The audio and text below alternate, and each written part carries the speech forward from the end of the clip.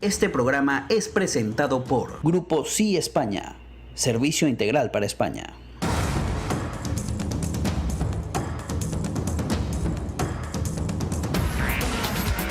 Patricia Poleo en Agárrate, opinión estremecedora. Buenas noches, bienvenidos a Agárrate. Hoy vamos a comenzar con una noticia triste que tiene que ver con toda esta situación que vivimos por los malos gobiernos, por los gobiernos opresores, por las dictaduras. Hoy en Venezuela murió la madre de un exiliado político muy importante, la madre de Carlos Ortega, dirigente sindical que está hoy en el exilio en Lima, Perú. Tuve la oportunidad antes de llegar al programa de conversar un poco con Carlos. Está, por supuesto, sumamente triste, porque a la tristeza de perder al ser querido hay que sumarle el no haberse podido despedir. Y esto es una de las cosas que vienen junto al exilio. Cuando uno está fuera de su país sin derecho a regresar, pasan estas cosas. Se van los amigos, se van la familia y uno no tiene derecho a decir adiós. Estamos contigo, Carlos, y yo creo que en Venezuela la gente de derecho, que es la mayoría, la gente que cree en la democracia, sabe el dolor por el que estás pasando y te acompañamos. Desde aquí de Agárrate, recibe nuestra palabra de condolencia. Bueno, y el programa de hoy vamos a tocar, por supuesto, el tema de que ya la fiscal general de la República de Venezuela, Luisa Ortega Díaz, reconoció que se encontraron algunos de los cadáveres, 17 de las 28 personas desaparecidas en Tumeremo. La fiscal incluso ha debido, con esta declaración pública, señalar como mentiroso, porque eso es lo que es, al gobernador del estado Bolívar. Muchos intereses se han movido ahí en el sur de Venezuela, intereses que tienen que ver con cualquier cantidad de crímenes. Ahí estamos hablando de prostitución, estamos hablando de narcotráfico, minería ilegal. Hoy vamos a tener aquí en el programa a el productor del documental que yo les transmitimos aquí algunos segmentos y yo se los recomendé y de hecho lo tenemos publicado en nuestra página web www.factoresdepoder.com. El productor de este documental, Jorge Benesra, es venezolano, un periodista de esos que se dedican a los temas difíciles bueno, fue quizás gracias a él que se pudo hacer este documental que prácticamente advirtió lo que iba a ocurrir en el sur de Venezuela, específicamente en el sector de las minas. En el segundo segmento vamos a conversar con Jorge Benesra, que nos va a ampliar, por supuesto, la información que ya estaba en el documental, pero además a contarnos el detrás de cámara de lo que fue para él y para el periodista español que lo condujo, David Beirián, lo que significó hacer este documental.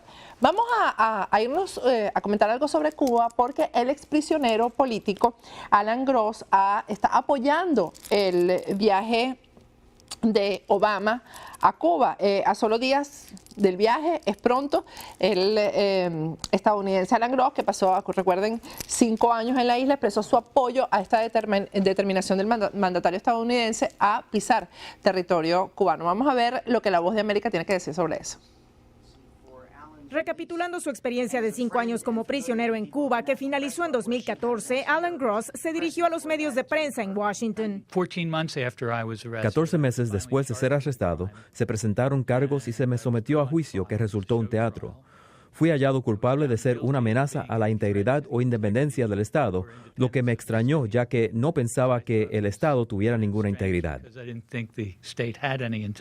Hoy en día, Gross se muestra a favor del viaje del presidente Barack Obama a la isla. Creo que Cuba es un legado para el presidente y considero que hará bien en discutir asuntos de derechos humanos o al menos de abusos de poder. A La Voz de América, Gross detalló las que considera ventajas del viaje. Lleva la esperanza de la oportunidad. Ha generado interés de la industria privada en Estados Unidos que eventualmente invertirá en Cuba. Pero ello no ocurrirá, advirtió Gross, hasta que sea levantado el embargo y el gobierno de Raúl Castro siga haciendo mejoras. El gobierno cubano deberá mostrar bastante flexibilidad si quiere que los cubanos puedan competir y crecer su economía. Alan Gross expresó también que de recibir la oportunidad volvería con gusto a Cuba para fungir como un mensajero que representa el pasado y el potencial del futuro. Verónica Valderas Iglesias, Voz de América, Washington. Bien, vamos a tocar un poco el tema de lo que está pasando en Venezuela. Las protestas cada día están más duras. La confrontación entre manifestantes y fuerzas militares se están dando, sobre todo, como lo dije ayer, en los Andes venezolanos. Pero cada día el venezolano está perdiendo más el miedo. Vamos a ver dos videos. Uno de ellos es la renuncia de una valiente venezolana, la renuncia a su cargo público en el CENIAT. Vamos a ver lo que ella dice. El CENIAT es el organismo recaudador de impuestos en Venezuela. Hasta hoy me ven con este uniforme rojo, uniforme del CENIAT, porque hoy, 8 de marzo del 2016, les puse la renuncia a la gente del CENIAT. Porque estoy cansada de tener que jalar bola, para todo, de tener que calarme las pendejadas de cualquiera que venga a decirte y que te humille por tus ideales y tu conciencia. Pues no, ya yo me cansé. Bueno, y otra venezolana, ahí están las mujeres avanzando con esto. Funcionaria del Tribunal Supremo de Justicia también se atrevió a asistir a la concentración de convocada por la oposición en Venezuela y miren lo que dijo. Andreina Amado. ¿Dónde trabaja? En el Tribunal Supremo de Justicia. ¿Qué función tiene aquí en el tribunal? Bueno, yo trabajo en el área de publicaciones y nos encargamos pues de publicar todas las sentencias y todo lo que sale impreso por parte de los magistrados. Está trabajando en un lugar donde lo tiene prácticamente tomado lo que es el oficialismo. Sí. ¿Usted por qué razones está saliendo el día de hoy a una convocatoria de la oposición? Porque no estoy de acuerdo con lo que está sucediendo en el país, jamás lo he estado. Nunca he estado a favor de este gobierno y así como yo, somos la gran mayoría de los funcionarios que trabajan en el tribunal y sería importante que el país lo sepa, que los funcionarios que trabajan en las instituciones del Estado no estamos de acuerdo con lo que está sucediendo en el país. Se encuentra en esta movilización con sus hijas, por bien lo veo. ¿Tiene miedo a que tome represalias contra usted debido a estas declaraciones? Sí me da miedo, pero ya no me importa. El país lo merece. Eso está por encima de cualquier salario que ya igual no nos alcanza para nada. El resto de los funcionarios dentro del Tribunal Supremo de Justicia toman las previsiones que usted también está tomando, están saliendo a la calle o tienen miedo de salir. Muchos tienen miedo porque, bueno, el bozal de arepa vale. Hoy también está saliendo lo que es el oficialismo en otra concentración en el centro de Caracas. ¿A usted la convocaron, la obligaron a ir a esa concentración? En esta oportunidad no, pero en otras oportunidades sí nos han obligado a salir, sobre todo cuando la firma el decreto de Obama. Como funcionaria del Estado, ¿qué mensaje le envía al presidente Nicolás Maduro? Que ya basta, que el pueblo está pasando hambre y necesidad, los niños se están enfermando en la calle y lo digo con propiedad porque esta semana justamente tuve que salir a buscar antibióticos para mis hijas y no conseguí. Bueno, hoy también vamos a tener a Nicolás Maduro aquí en el estudio, encarnado por Rolando Salazar, el gran imitador venezolano, el gran comediante venezolano. Lo vamos a tener hoy aquí, pero al final de el programa, así que no se muevan de ahí. Vamos a ir un corte, al regreso vamos a conversar con Jorge Benerra, el periodista venezolano, productor del documental que estremeció a los venezolanos que no conocían, y no solamente a los venezolanos, a quienes no conocen la realidad o lo que verdaderamente ocurre en el sur de Venezuela, en la zona minera. Pero antes de irnos, vamos a un corte y al regreso mucho más de Agárrate.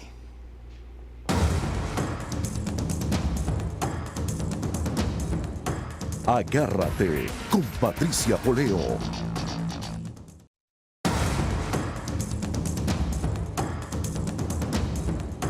Agárrate con Patricia Poleo. Regresamos con Agárrate. Antes de comenzar con la entrevista de este segmento, pues bueno, hay que informar lo que está pasando aquí en Florida con las primarias. Del lado demócrata, Hillary pues se las llevó todas, derrotando a Sanders, y por los republicanos, Trump ganó también las elecciones primarias. La noticia es que del lado republicano, Marco Rubio ha renunciado y se retira de la contienda. Así que ahí no hay misterio, será Clinton-Trump para las elecciones del 8 de noviembre, las elecciones presidenciales. Aquí el tema es qué va a pasar con los candidatos que tanto se enfrentaron con Trump del lado republicano, si van a recoger sus palabras. Mañana vamos a tocar este tema aquí con un analista bien importante. Tenemos ya vía Skype a Jorge Benerra. Jorge Benerra es un periodista y estoy leyendo además su reseña porque lo dice todo. Es productor de televisión independiente con 12 años de experiencia. Se ha caracterizado, y esto es lo más importante, por producir reportajes y documentales de investigación en coberturas en Israel, en el Líbano, en Turquía, Siria, México, Colombia y Venezuela. Facilito todo, pues. Sus temas siempre están vinculados a los territorios armados, al narcotráfico, cárceles y zonas de conflicto en general. Está radicado en Venezuela actualmente, de ahí nos estamos comunicando con él. Y sus trabajos han sido publicados para medios como Semanario Quinto Día en Venezuela, el Canal 4 de España, la agencia Capa de Francia, Caracol Colombia, la revista Time Magazine, la revista XL Semanal en España, ABC, entre otros. ¿Por qué tenemos a Jorge Benerra el día de hoy aquí en Agárrate? Él fue el que hizo posible, el productor. Los productores uno es el que da la cara en cámara, pero el productor es, bueno, realmente el que arma todo, el gran carpintero de lo que ustedes ven en pantalla. Fue el productor del documental que presentamos hace unos días, que dirigió el periodista David Beirian, que condujo el periodista David Beirian, pero que produjo Jorge, y que muestra lo crudo y la verdad de lo que ocurre en el sur de Venezuela, en el sector de las minas. El documental es reciente porque tiene 2 años que se realizó, y ha sido como una advertencia de lo que ha ocurrido ahora con los mineros, la masacre de los mineros. Ya tenemos vía Skype a Jorge Benerra. Buenas noches, Jorge, ¿cómo estás? Hola Patricia, buenas noches, y bueno, y saludo a todo el público que te sintoniza siempre. Bueno, Jorge, encontrarte a ti fue buscando a David, al periodista, pero yo que respeto tanto el trabajo de los productores, que te digo, nosotros damos la cara, pero el trabajo de nosotros está definitivamente respaldado es por el de ustedes, por el de los productores. Mucho de lo que hay en ese documental que nosotros publicamos en nuestra página web y ha tenido montones de visitas, se te debe a ti. Yo quiero que tú me hables primero de cómo fue ese trabajo. Relátame esa historia. ¿Cuándo te contacta el periodista y te dice quiero hacer esto, y tú te montaste en ese trabajo que ha sido tan importante? Bueno, en realidad, bueno, es una historia muy larga porque vengo trabajando con David hace unos 10 años aproximadamente, ¿no? Hemos trabajado en conjunto en diversas historias en Venezuela, y siempre han tenido su impacto, ¿no?, en la opinión pública.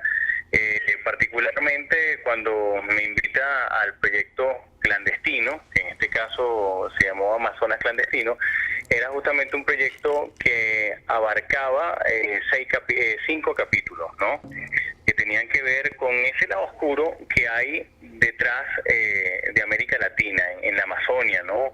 Eso que no se cuenta, eso que no se dice, territorios armados, la búsqueda de minerales ocultos, las luchas que hay entre pueblos, el narcotráfico, las guerrillas, bueno, en fin, todo eso de que tanto siempre escuchamos, y a veces poco, muchísimo, muy poco se sabe, ¿no?, o poco se publica. Y bueno, yo le dije, bueno, como siempre vamos a arrancar con Amazonas Clandestino, y bueno, y fuimos trabajando. Cuando tocamos que se iba a hacer algo en Venezuela, bueno, se habló justamente de conocer cómo era la explotación ilegal de oro principalmente. Bueno, ya se había hecho algo en Perú, se había conocido lo que era también la minería ilegal en Perú, y en Venezuela pensábamos unir prácticamente los 2 capítulos en uno. Pero resulta ser que, bueno, yo que conocía muy poco del sur del país, y lo reconozco, me empotré durante 2 meses en el sur del país a investigar, a ver qué sucedía allí, y me moví desde Puerto Ordaz, Santa Elena y Guarén, y todos sus intríngulis, para ver cuáles eran los puntos más, digamos, frágiles, álgidos, en donde podíamos nosotros producir un documental de esta magnitud. y enseguida nos dimos cuenta que Venezuela no iba a ser la mitad de un capítulo, sino un capítulo entero. Así que se creó ese capítulo porque descubrimos que, si bien es cierto, la minería ilegal se practica en cualquier parte del mundo y en cualquier parte de América Latina, aquí habían ingredientes muy particulares, principalmente que no solo que habían minas clandestinas, sino que habían minas que habían sido exploradas, estudiadas y han sido custodiadas durante muchos años por el Estado venezolano, pero que actualmente, por el abandono que se había dejado estas minas, habían sido tomadas por la minería ilegal, pero habían sido tomadas por la minería ilegal a pesar de que estas minas están custodiadas en sus perímetros por las fuerzas de seguridad del Estado. Y que adicionalmente dentro de esas minas se encontraba una organización que le dan el nombre de sindicato, pero que eran grupos armados irregulares que dominaban la entrada y salida de los mineros y toda la vida que ahí se daba. Mira, Jorge, te voy a pedir un poquito de paciencia para que transmitamos el reportaje que La Voz de América tiene acerca de lo que está pasando ahora, que es el reconocimiento por parte de la Fiscal General de la ubicación, la localización de los cadáveres, de algunos de los cadáveres de los mineros, para que entonces hablemos de lo que significa el trabajo que ustedes hicieron, porque ahora uno ve ese documental y entiende por qué pasan este tipo de cosas en el sur de Venezuela. Vamos a ver el reportaje de La Voz de América sobre esto.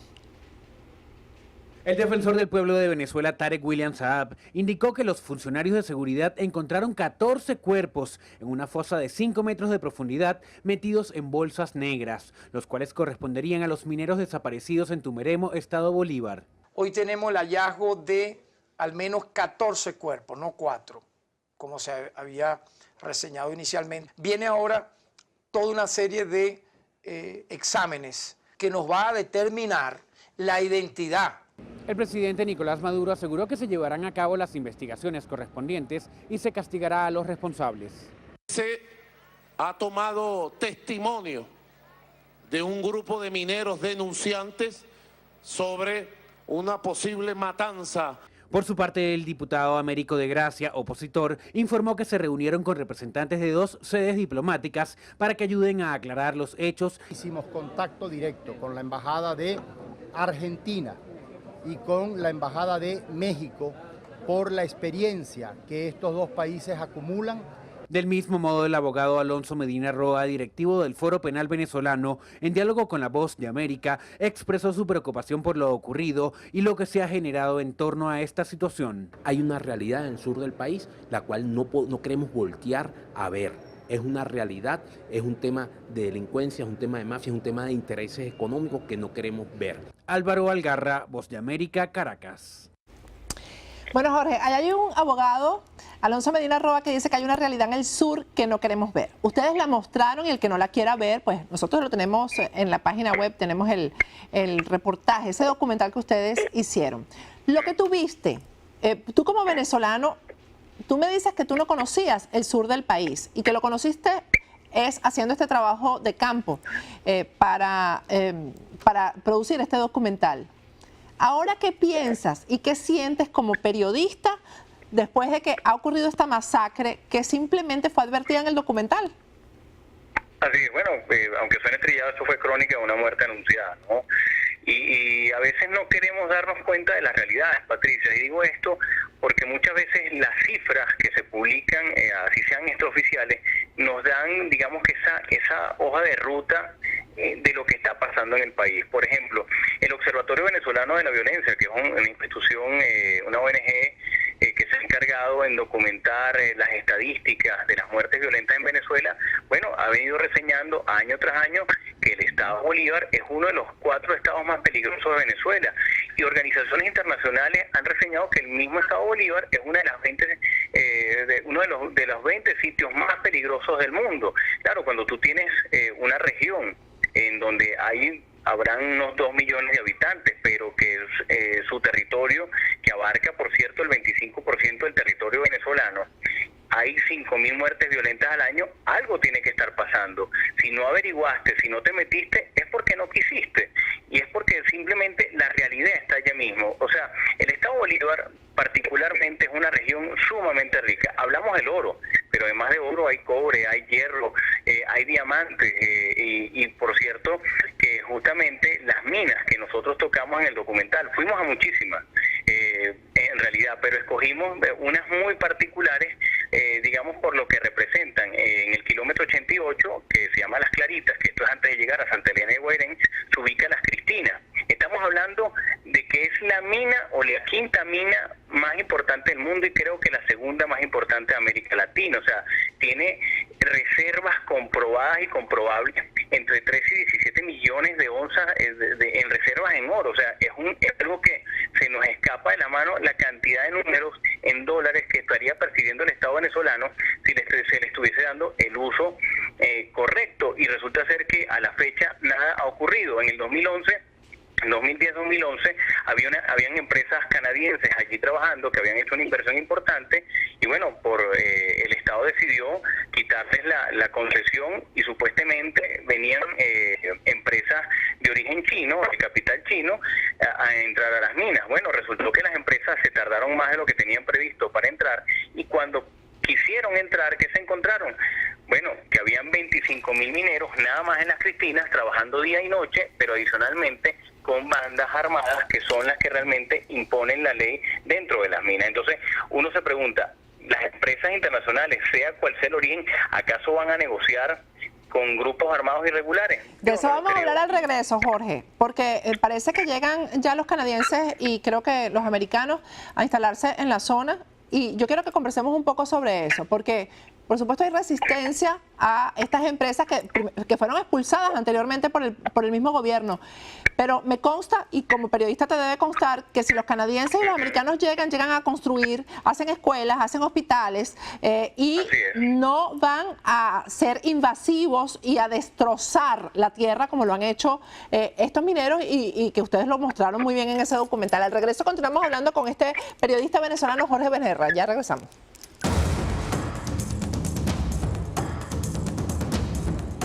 Agárrate con Patricia Poleo.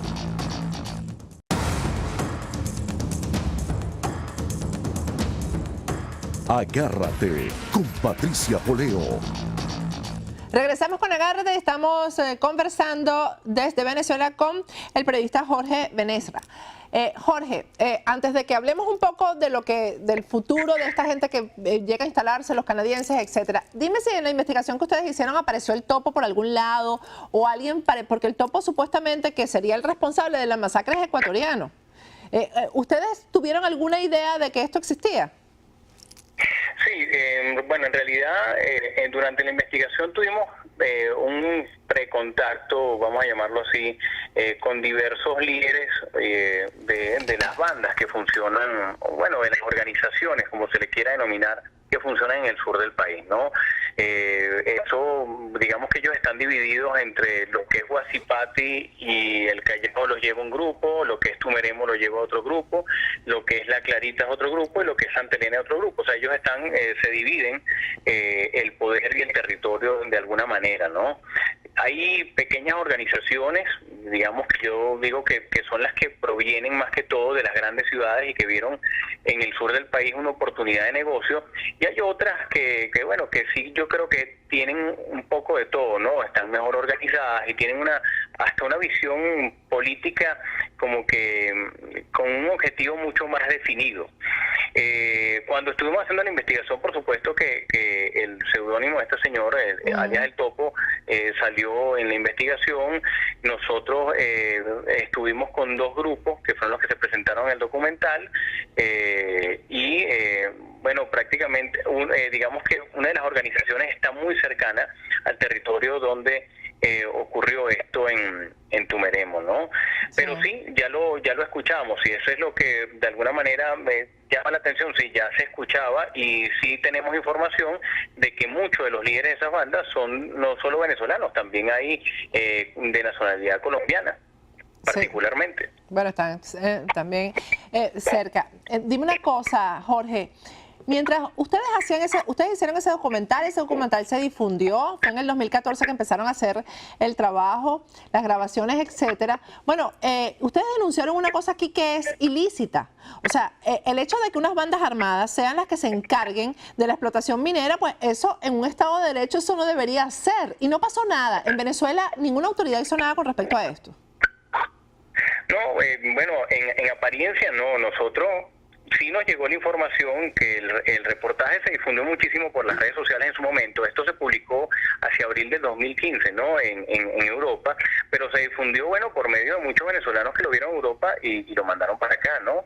Fue hasta en las redes sociales, tuvo sus días de tendencia y sabemos, y tengo información de fuentes oficiales que en el alto gobierno se vio el documental y muchísima gente decía, aparentemente, esta información que manejamos, decía, bueno, ¿qué hacemos con declarar sobre esta situación si sabemos que esto es una realidad?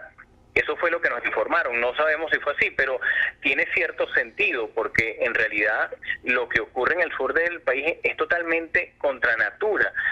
Primero, porque no estamos hablando de minería ilegal simplemente, estamos hablando de que la minería ilegal se está ejerciendo en minas en donde la entrada y salida la resguarda las fuerzas de seguridad del Estado, y esto siempre lo repito porque mucha gente no lo entiende, y sobre todo cuando hablamos con personas en el exterior que no conocen de la realidad venezolana.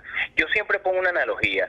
El tema de las minas a mí me quedó como conclusión que es prácticamente como lo que ocurre en las cárceles, donde el Estado es el único que tiene el mando para que entre y salgan las cosas de allí, ya sean objetos, ya sea comida o ya sean personas, pero definitivamente quienes mandan son organizaciones que están dentro de las cárceles. Bueno, en las minas ocurre lo mismo, son las minas del Estado, pero definitivamente el Estado no manda.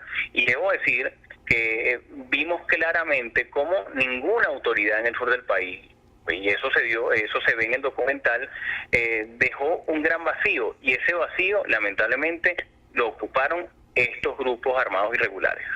Ahora, esta explotación minera, ¿a quién beneficia? ¿A quién beneficia el producto de esto, Jorge? Bueno, definitivamente, y como también se ve en el documental, ahí pudimos tener contacto con algunos políticos, tanto del ala oficialista como opositor. Y uno de los políticos que tocamos allí oficialista, digamos, el diputado Aldrin Torres del Consejo Legislativo, que es una persona que conoce muy bien del tema minero, una persona que nació en la región y que en verdad yo creo que no dijo nada que no fuera cierto. Bueno, nos hablaba de unas cifras aproximadas y extraoficiales de que 20 toneladas al año se iban por los caminos verdes o por los caminos negros, y eso podría ser mucho más. Y cuando hablamos de 20 toneladas, Patricia, tenemos que sacar nuevamente la calculadora. El kilo de oro se cotiza aproximadamente en unos $30,000. Entonces te podrás imaginar, si se están yendo por el mercado negro 20 toneladas al año, lo que está dejando de percibir el Estado. Es que todas las leyes, todos los decretos que han sacado en los últimos años para mejorar el sistema de la explotación minera, lamentablemente se ha quedado en letra muerta y no se le ha dado la utilidad que debe tener. Y en el Banco Central de Venezuela prácticamente no entra nada de lo que se explota en las zonas donde existen minerales preciosos, en este caso, por lo menos el oro, no está percibiendo absolutamente nada. Bueno, por ende no le llega al pueblo venezolano tampoco, en beneficios, ni en salud, ni en servicios, en nada. Así es, y debo decir que el territorio del sur del país, y que yo siempre he dicho que está a la espalda de la capital y que nadie lo ve, yo creo que esa es una frontera tan o más caliente que la frontera que tenemos con Colombia. Definitivamente. Aquí hay el contrabando de combustible, hay trata de personas, porque el tema de la prostitución es muy, pero muy grave. Sí. Sabemos que en las zonas mineras se da con mucho más fuerza. En la venta de dinero en efectivo. Imagínate esto, para el momento, hace 2 años, cuando nosotros rodamos, bueno, ya teníamos un problema inflacionario y de crisis económica en el país. Imagínate ahora cómo puede ser la venta de efectivo en zonas donde nada más se maneja dinero en efectivo. Y digo esto porque allí es un negocio, los comerciantes, digamos, le compran a través de transferencia, y eso fue lo que nos contaban, le compran grandes cantidades de efectivo, dándole un porcentaje mayor en cada transferencia. Entonces, como ese negocio hay cualquier cualquier cantidad de irregularidades que ocurren y nadie denuncia nada, y sobre todo con la mirada con gafas de las autoridades, Sí. porque cuando tú hablas de las minas, no son simplemente minas que están en las orillas de las carreteras, no. La vida minera es muy dura, es muy fuerte. Existen minas en donde nosotros tuvimos que navegar 4 y 5 horas para llegar a ellas. Minas en donde los mineros tienen que caminar durante muchísimas horas, y para esto tienen que atravesar una geografía bastante complicada, y en muchos casos caminos donde hay cualquier cantidad de puntos de control de las autoridades. Y nosotros pudimos ver y pudimos constatar cómo a través de los ríos que hay en el sur del país, las irregularidades pasan en chalana, o sea, cómo transportan cantidades increíbles de combustible ilegal y motores inmensos que tú dices, ya va, pero esto lo puede ver cualquiera. Si lo estamos viendo nosotros, lo tienen que ver las autoridades. Entonces, por lo tanto, si en el Estado Bolívar no se ha hecho nada hasta ahora, es porque no se ha querido, y lamentablemente tuvieron que reclamar familiares a estos mineros para que alguien volteara y dijera, sí, está pasando algo, y ojalá que realmente se haga algo en esta oportunidad. Hace unos días me preguntaban, Jorge, pero ¿por qué esto no se denunciaba antes? Bueno, porque el tema minero tiene muchas vertientes. Una es que muchísimos mineros vienen de Colombia, de Ecuador, de cualquier parte de América Latina. Y nadie los reclama. Si se pierden, si los matan, nadie los va a reclamar, porque muchas de sus familias ni siquiera tienen conocimiento de dónde están. Y muchos mineros también vienen del occidente del país, tienen años perdidos en el sur, y tampoco los familiares, si les ocurrió algo, los reclaman. En este caso, hubo oriente, y aquí están las consecuencias. Exacto. Lo que hablábamos de que las empresas canadienses que están por instalarse por un convenio para explotar las minas, ¿cómo van a hacer con esta inseguridad que hay ahí cuando son las bandas armadas las que mandan, las que gobiernan, para instalarse y hacer las cosas como se haría en el primer mundo, pues? Mire, yo me imagino que lo primero que estos grupos financieros habrán solicitado es, ante todo, seguridad y que exista realmente una limpieza en esas minas. De otro modo, no van a entrar. Y yo veo cada vez más lejos que los canadienses lleguen otra vez a territorio venezolano, cuando los chinos, que han sido aliados del Estado venezolano en los últimos años, no pudieron entrar. Entonces, ¿cómo ahora sí se puede garantizar que los canadienses lo van a hacer? Sí, es como complicado. Yo te quiero hacer una pregunta, tú que has estado en Israel, en zonas de conflicto. Compárame todo esto con Venezuela. Bueno, digamos que son zonas distintas, ¿no? Y son zonas de conflicto que tienen, digamos, que una dinámica diferente a lo que pasa en otro lado del mundo. Yo me fui especializando en este tema o en esta fuente, digamos, por añadidura a las experiencias que fui viviendo a través de mis estudios, pero nunca pensé que Venezuela se iba a convertir en una zona de conflicto y en la que fuese mi base permanente. Entonces, porque uno generalmente salía al exterior, cubrías una zona de conflicto y volvías a la tranquilidad, ¿no? Aquí lamentablemente estamos en una crisis constante, cada día mayor, y sobre todo con unos niveles de violencia increíbles que jamás hubiésemos imaginado.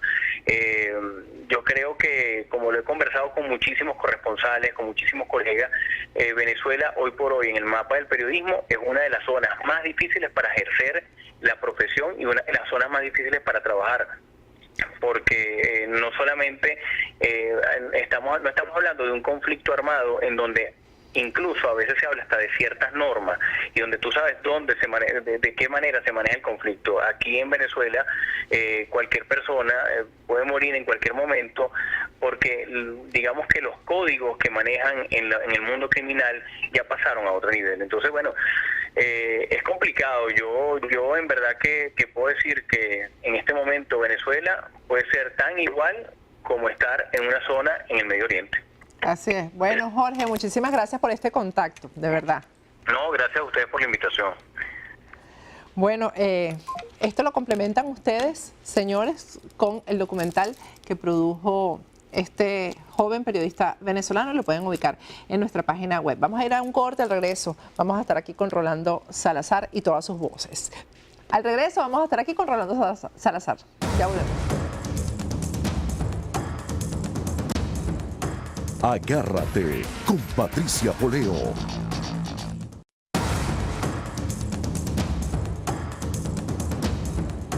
Agárrate con Patricia Poleo.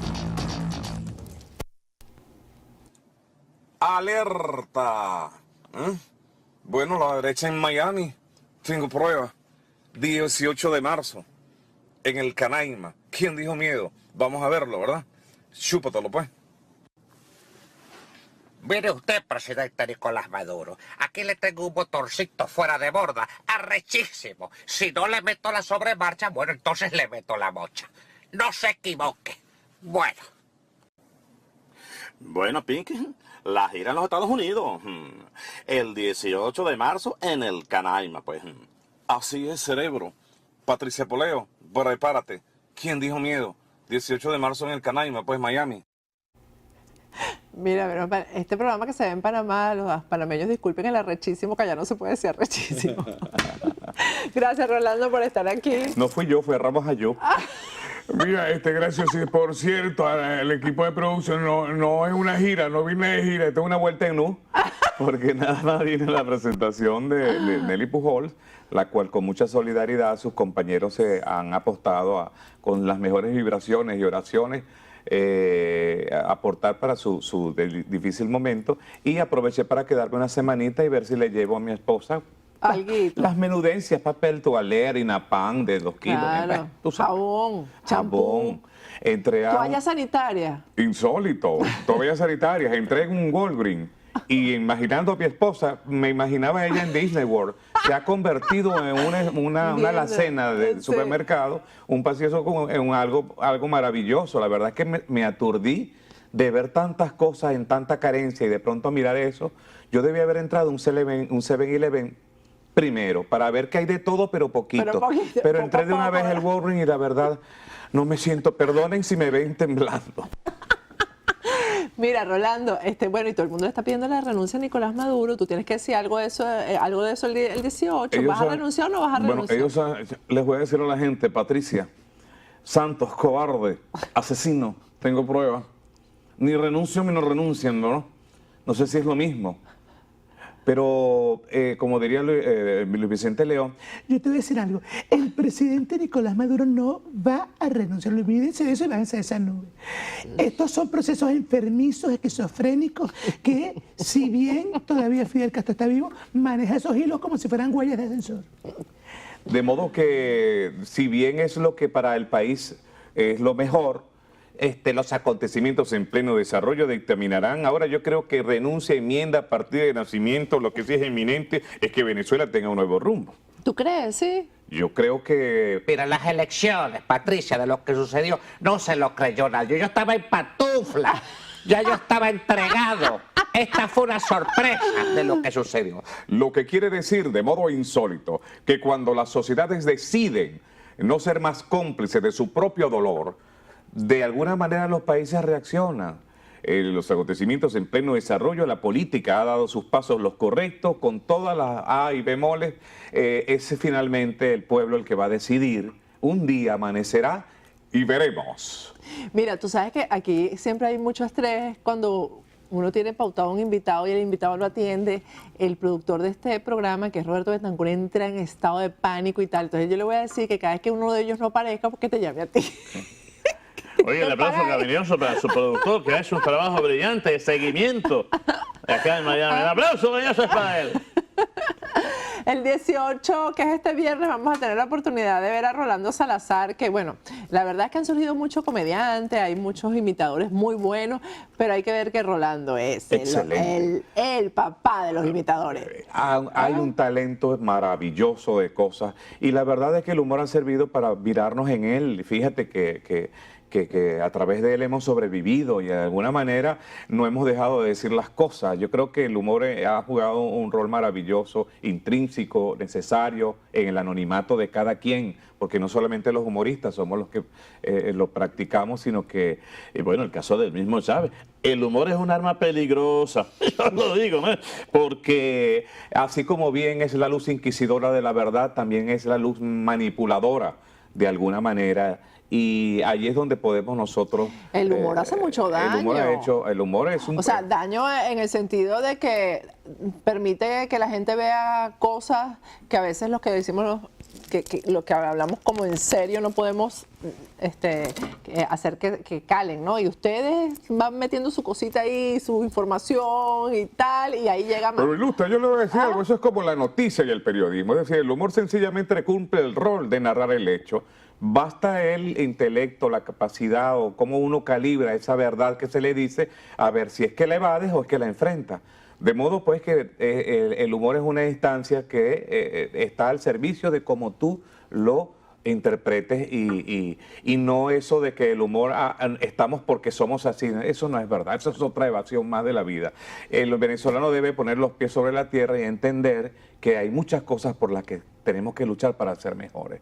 Una de ellas la veo acá en Miami, me impresionó mucho cómo en medio de esa migración venezolana hay algo que estamos aprendiendo y que yo que vengo de Venezuela, donde la noticia trágica está allí, a nombre de Funeraria Mamerto, compren la urna y le regalamos el muerto, porque es terrible y trágico lo que se vive, mirar acá a los venezolanos en qué onda andan, en lo que no andamos nosotros dentro del país, que se acostumbra a mirar al emigrante con algunas perspectivas y es que resulta que es todo lo contrario. He constatado que el venezolano acá se ha sumado a ser solidario y eso no se ve en Venezuela, mi niña, porque estamos sometidos a una situación de alarma y de de emergencia, pero acá fíjate que el venezolano no ha dejado de ser solidario y aquí hay una manifestación importante, a pesar de la distancia, de unirse de algún modo. No es lo que óptimamente vemos en otros gentilicios, el hebreo, el español. Estamos aprendiendo. Pero yo creo que estamos aprendiendo a ser solidarios. Poco a poco, pero estamos aprendiendo. Y lo estamos aprendiendo en Miami para que vean, al menos yo lo estoy percibiendo.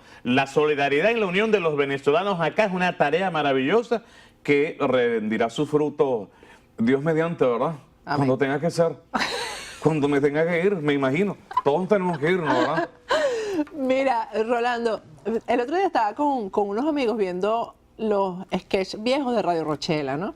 Y estábamos comentando que imagínate la cantidad de material que habría para los programas humorísticos si pudieran seguir en Venezuela, que ya no hay ninguno, ya no se está haciendo ninguno. No. El material es impresionante porque esta gente es un chiste en sí misma. Bueno, pero usted te puedes imaginar una sesión de la Asamblea. ¿Tú te imaginas Tiene eso? la palabra, Pero es que te digo la realidad, es decir, estos tienen un libreto que no se lo gasta ningún libretista. No hay que hacer ni nada. Menéndez Perdón.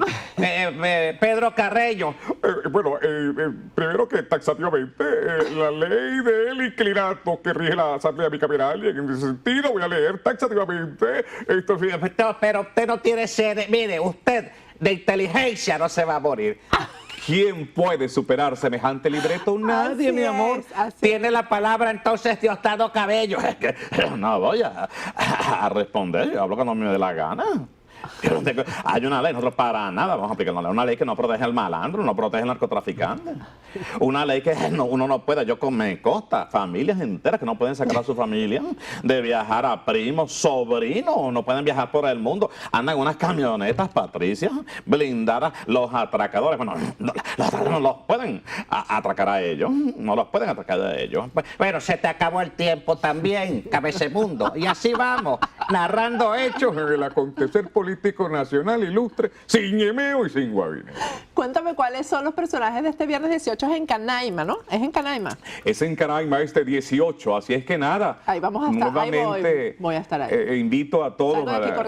Mira, la verdad es que Venezuela es un país de que debemos de verdad reorganizar nuestras ideas y de redescubrir esos grandes valores. En medio de esta distancia he visto tantos venezolanos, he conversado con tanta gente y cada vez estoy más convencido que nos merecemos el mejor de los futuros, pero haciéndolo cada uno de nosotros. ¿Cómo están ustedes en Venezuela? ¿Los humoristas están integrados? ¿Están haciendo, de alguna forma, presentándose, poniéndose de acuerdo para que la gente los vea en algún teatro o algo? Porque ya la televisión no existe. No, fíjate que en el primer caso de la pregunta, el motorizado, el humorista es como el motorizado, o sea, son muy unidos y muy... Acá estamos por solidaridad, por cierto, por él. Pero es que no olvídate, mi amor, los teatros están absortos, es decir... El corte de corriente, inclusive de energía, ha hecho que los centros comerciales, eso es penumbra, eso es un drama, nadie quiere salir. ¿Qué obra de teatro se puede promover en esas circunstancias? ¿Qué público decide ir a ver un teatro para luego salir asustado? Lo que se vive en Venezuela hoy por hoy es un asunto de extrema emergencia, pero los acontecimientos están en pleno desarrollo. Yo creo que Venezuela va para mucho mejor. Pero un país sin humor, imagínate. Pero el humor ha estado allí, no ha requerido la gran escena, como decía el anónimo en la calle, cada uno en su manera tiene el sosiego y esa instancia de que con el humor puede virarse en el espejo sin complejo, aceptarse, decirse las cosas y rectificar lo que haya que rectificar. El humor en todo caso allí en eso juega un papel maravillosamente de profilaxia, porque hay que acelerar el espíritu, no podemos estar abatidos tampoco. Y el humor en alguna instancia nos devuelve esa fortaleza. Una de las críticas que a veces hay es que el venezolano hace un chiste de todo y entonces no toma las cosas en serio y no termina de quejarse, no termina de explotar porque todo es un chiste. Bueno, ya te digo, pero eso no es culpa del humor, ya es parte de ese feriado que se toma cada vez que uno tiene un inconveniente a no enfrentarlo o no hacerlo. No puedes romper yo le digo a la gente, cuando tengan ese criterio, no rompe la cuerda por lo más delgado. Asuma que hay una situación a la que hay que tener seriedad y el humor está en su deber y derecho de exhibirle y decírsela. Mira, hablando de feriado, Nicolás Maduro le ha dado 10 días a los empleados públicos para la Semana Santa. 10 días. A mí me dieron 6 meses, ¿verdad? Y no se van a cumplir. No se preocupe que esto tampoco, mi amor. Bueno, Rolando, el viernes vamos a estar ahí. Viernes es 18, este viernes que viene. Además, bien bueno para comenzar la Semana Santa, ¿verdad? Así es, así Eso es. de la mejor manera es riéndose. En Canaima a las 9 de la noche. Bueno, la mejor manera de llevar esa cruz para Semana Santa es que al menos con el humor podemos mirarnos y en él reflexionar toda esta realidad de nuestro país. Me dijo que antes de comenzar el segmento con él fuera para el baño. Anda para el baño, no vaya a ser que, tú sabes, te pase algo con la risa. Yo soy el que me voy a ir, con permiso, mi amor, yo soy muy... Me voy a llevar el papel toalé. Hay 2, hay uno que me lo puedo llevar, yo me imagino, ¿no? Te puedes llevar unas velas que tenemos por ahí también, esas también te las puedes llevar. El agua, la harina pan, el café, todo eso te lo puedes llevar. Gracias, Rolando. Me llevo tu agradecimiento porque sigan en esta visión de libertad y que, bueno, a Venezuela les espera bendiciones, nunca nos faltarán. Ahí vamos a estar el viernes 18 en Canaima a las 9 de la noche, ¿no? A las 9 de la noche, ¿quién dijo miedo? Patricia Poleo, te espero para decirte cosas, ¿verdad? No se pudieron decir aquí. Santos, cobarde, asesino, tengo pruebas. Gracias, Rolando Salazar. Nos despedimos hasta mañana. Me despido hasta mañana. Este programa fue presentado por Grupo Sí España, servicio integral para España.